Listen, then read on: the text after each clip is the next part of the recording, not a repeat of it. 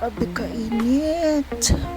So, for today's video, try na ito magluto og itlog gamit ang init sa adlaw. Gawas na ito atong pang malakasang kaha. So, butang na ito siya diha sa gawas. Sakti lang na siya diha doon sa mainit siya. Ayaw pag paabot diha kay maapil ka o kaluto. So, check na ito siya. Bisita-bisitaw na ito siya kung init na ba. Then, butangan na ito siya o mantika pag init na. Then, pasagda na po na ito siya doon sa mainit na po ng atong mantika. Palandong sa taday, kaya nga atong skin dye.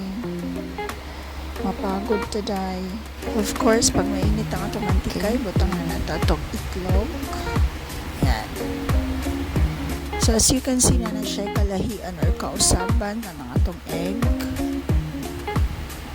So, yeah. Makaluto gid siya. Makaluto gid siya. Pero di siya yung kapaspas makaluto. Like, magluto ta sa kalan, sa gasol, whatsoever. And it's effectively, makaluto. Happy to siya maluto, guys. But, kung ako, I prefer malasada. And yeah, it's done. Yay! It's done. Luto na. It took a long time para makaluto. That's it. Bye!